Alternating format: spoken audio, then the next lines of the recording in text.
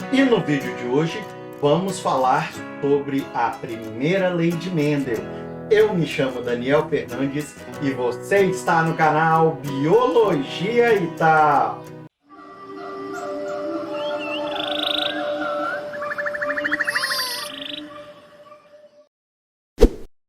Olá pessoal, tudo bem com vocês?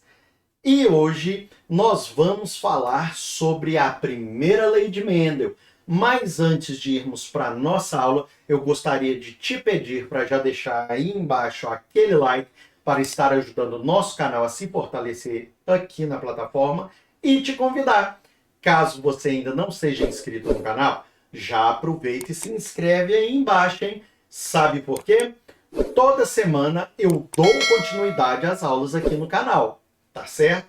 E ao final de cada matéria eu ainda deixo exercícios de fixação para vocês. Então, sem mais delongas, bora para a nossa aula. É o seguinte, então hoje nós vamos conhecer quem é esse cara que foi pego como referência e que é chamado de pai da genética, né? Vamos lá, vamos conhecer esse carinha. Quem era Mendel? Tá? Mendel era esse carinha aí, ó. Esse cara era austríaco, nascido em 1822. Ele gostava muito de pesquisar, observar, estudar a reprodução de plantas. E aos 21 anos, esse carinha foi para um mosteiro da ordem dos agostinianos. Então, ele era um monge, tá? Em 1843, ele se tornou professor de ciências naturais e iniciou estudos sobre a reprodução de ervilhas. Aí a gente fica pensando, gente, por que esse cara foi escolher ervilhas? Nós vamos entender. É o seguinte, ele iniciou seu trabalho da seguinte forma. Ele estudou vários e vários anos e propôs que a existência de características, tá, como aí, ó, cor das flores, seria devido a um par de unidades. Naquela época, é claro que não tinha a tecnologia que nós temos hoje, e mesmo assim o cara já teve essa ideia, há um par de unidades elementares de hereditariedade, tá? Hoje nós conhecemos aqui, ó, genes, sabemos que existe esse par de verdade. Então ele descobriu que elas eram herdadas segundo regras, e essas regras seriam regras bem definidas, tá certo? E ele propôs uma explicação naquela época só com observação. Gente, esses caras aí antigos, século XIX, os caras eram fera demais, imagina hoje. Para a geração de hoje, como seria difícil chegar nisso aqui. Hoje a gente não consegue viver nem sem um celular, a verdade é essa. Então, o que ele fez? Ele tentou explicar, tá, o porquê dessas regras, né? E hoje nós sabemos, depois que ele morreu, que essas regras foram, né? Essas regras foram confirmadas. Isso um cara que fez experiência no século XIX. Bicho, esse cara era o máximo, tá? Aí a gente vem e faz aquela pergunta, né, que eu já fiz anteriormente. Por que esse cara escolheu ervilha? Vamos entender.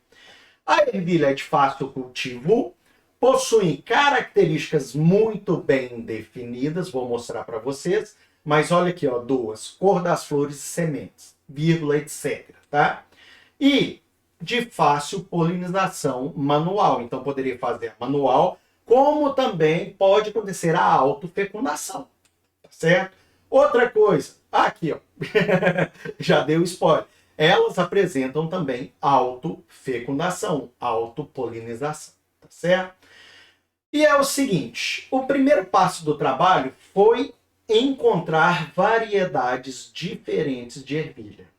Isso mesmo. Então, como que ele faria? Guria mesmo, eu vou explicar para vocês. Ele primeiro observou que existiam sementes lisas e sementes rugosas. Olha aqui. Depois ele observou que existiam sementes tanto amarelas quanto verdes. Beleza? O que mais? Ele observou também que a cor das flores eram diferentes. haviam flores púrpuras e flores brancas.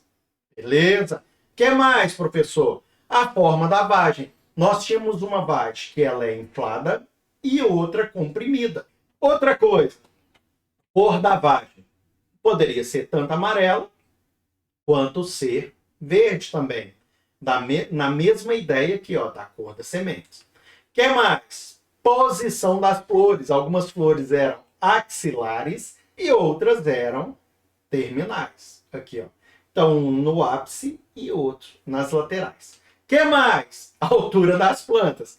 Tinham plantas altas e tinham plantas anãs. Gente, então aqui, ó, 7 características através da observação. Beleza? Até aqui? De boa? Então vamos lá. Qual foi o segundo passo?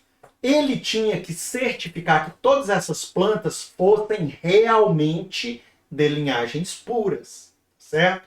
Então olha aqui, para um indivíduo ser considerado puro, a característica observada deveria ser a única forma presente em muitas gerações. Então ali, ó, ele fez o experimento, foi lá, cultivou algumas. Depois nasceram mais, ele cultivou de novo, observou a característica, depois de novo, depois de novo. Então, por várias gerações e gerações, temos que ter a mesma característica. Olha o trabalhão que deu. Então, ele fazia a polinização artificial, né? Aqui, ele determinou o que ele achava que era a linhagem pura aquela.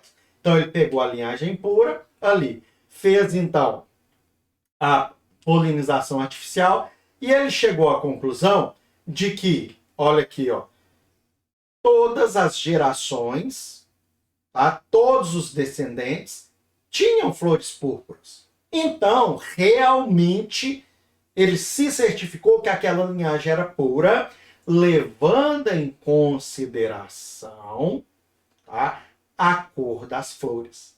Beleza, professor, entendi. Qual foi o terceiro passo? O terceiro passo foi esse aqui, ó. Cruzar plantas puras, lembrem-se disso, que se diferenciavam quanto a cada uma das 7 características escolhidas.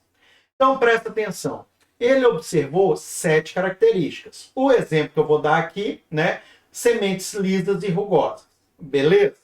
Então, ele pegou ali plantas que ele tinha certeza que era linhagem pura com sementes rugosas e plantas que ele tinha certeza que eram de linhagens puras com sementes lisas.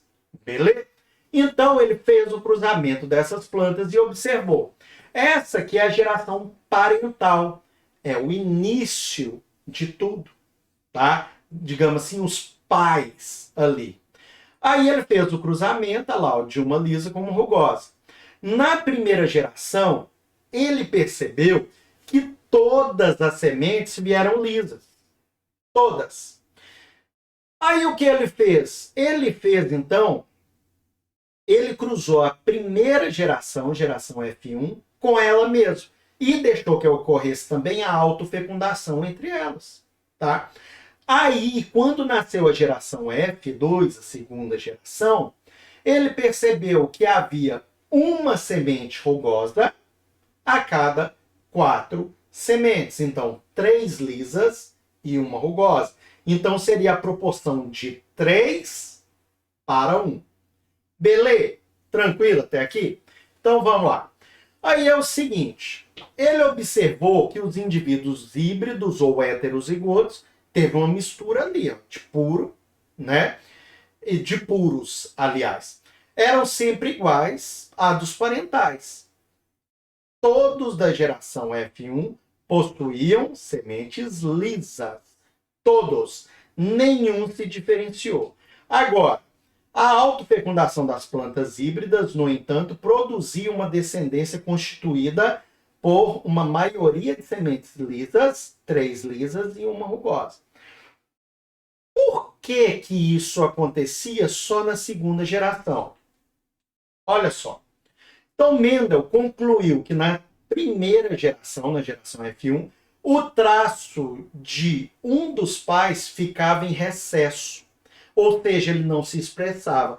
A partir daqui, começou-se a utilizar o termo alelo recessivo. Aquele que não se expressa.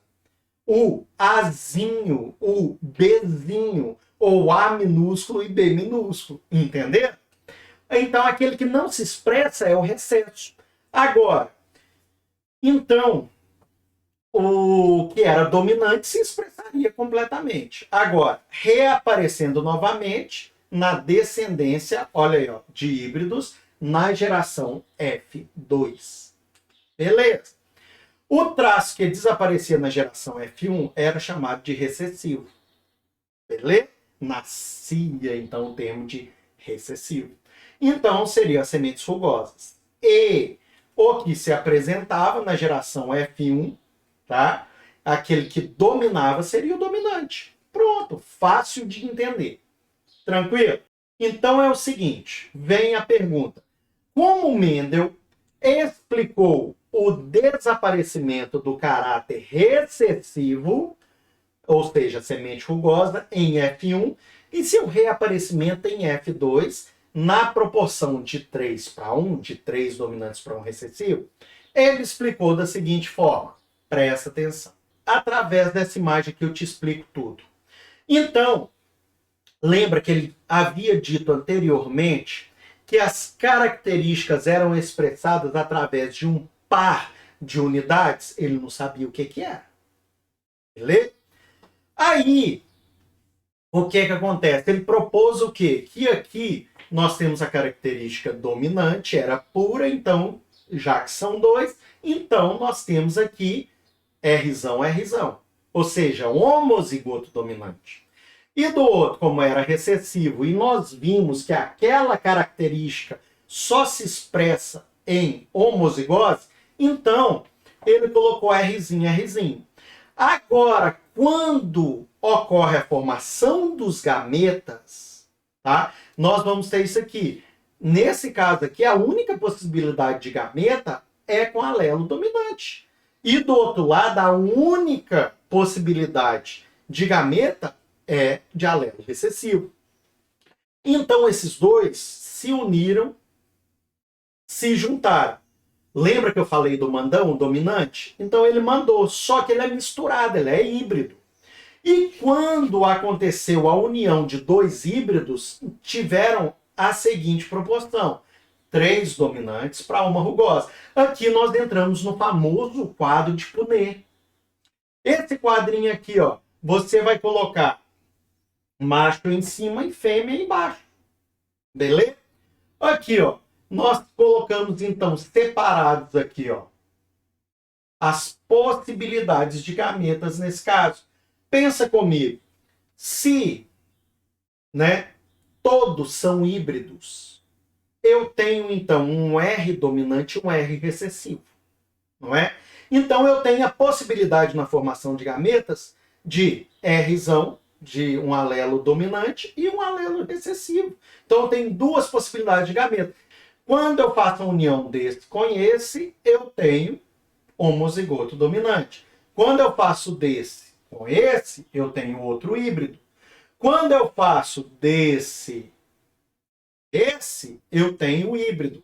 Agora, quando eu faço desse com esse, eu tenho homozigoto recessivo. Aí se expressou. Então, dessa forma, ele conseguiu explicar como que aconteceria essa proporção de 3 para 1. Porque o alelo dominante, ele não deixa essas duas aqui, o recessivo, se expressar. Então, eu vou ter uma homozigoto dominante, 2 heterozigotos e uma homozigoto recessivo. Então, 3 dominantes e 1 recessivo. Beleza até aqui? Entendido? Tá. Vamos lá. Hipóteses de Mendel. Olha aqui. Cada característica hereditária é determinada por um par de fatores herdados em igual quantidade da mãe e do pai. Ele acertou gametas, não é? E nós sabemos que tem que ter 2 alelos. Aqui. Os fatores de cada par separam-se quando os indivíduos produzem os gametas. Beleza? Até aqui? Se o indivíduo é puro homozigoto, ele produzirá apenas um tipo de gameta. Se ele for homozigoto dominante, só vai ter gameta com alelo dominante. Se ele for homozigoto recessivo, só vai ter gameta com alelo recessivo. E se o indivíduo é híbrido, ele produzirá 2 diferentes tipos de gameta. Bem, pessoal, e antes de darmos continuidade à nossa aula, eu gostaria de te fazer um convite. Isso mesmo, eu gostaria de te convidar para vir a ser um patrocinador aqui do canal Biologia e Tal. Faça como a Mariana Cury. A partir de R$1 mensal, você ajuda o seu professor Daniel a estar trazendo semanalmente mais conteúdo de qualidade para vocês. Então, desce aí na descrição desse vídeo e vai no link do site Apoia-se, que lá você entenderá todas as vantagens de ser um patrocinador aqui do canal Biologia e Tal. Então faça como a nossa amiga Mariana Cury, nossa primeira patrocinadora. Então, continuando nossa aula, vamos lá. Finalmente chegamos à primeira lei de Mendel. Agora que vocês entenderam tudo, né? O enunciado da primeira lei de Mendel, ou seja, lei da segregação. Cada característica é determinada por 2 genes alelos que se separam na gametogênese, passando apenas um gene para cada gameta. Beleza? Nós sabemos disso, professor. Tá certo. Então vamos lá. Olha só. Qual que é a relação da primeira lei com a meiose? Vamos entender. O local onde se encontram os genes, olha aí, ó, R recessivo e R maiúsculo nos cromossomos, denominam-se locus. Já aprendemos isso na aula passada. Antes da meiose, cada um dos cromossomos homólogos se duplica. No final da meiose 1, os 2 alelos são segregados em 2 células filhas separadas. No final da meiose 2, cada gameta contém um único alelo, ou dominante ou recessivo. Então vamos lá. Aqui nós temos então, né, o nosso par de cromossomos homólogos, né? Isso daqui é uma célula germinativa que vai gerar um gameta, então aqui nós temos a duplicação. Após a duplicação, nós vamos ter a separação dos cromossomos homólogos. Depois nós entramos na meiose 2 e a divisão. Então, olha só, cada um ali ficou apenas com um alelo. Beleza? Então, por isso, ó, vai um desse ou daquele lá para o filhinho, tá? Da mamãe. E se o pai também for heterozigoto, um desses daqui vai. Como que eu vou saber, professor? Aí nós vamos aprender a calcular a porcentagem. Calma aí que nós vamos chegar lá, tá? Então, olha só, gente. Como que eu vou saber se o indivíduo que apresenta uma característica dominante, se ele é um homozigoto dominante ou heterozigoto? Coisa mais simples. Eu vou fazer um cruzamento teste. Eu vou pegar esse indivíduo e vou cruzar com um homozigoto recessivo, que eu tenho certeza. O primeiro cruzamento que eu vou fazer, se os indivíduos todos saírem heterozigotos, aí eu vou ter certeza de que o indivíduo que expressa característica dominante, ele é homozigoto dominante, é óbvio. Vocês lembram as linhagens puras?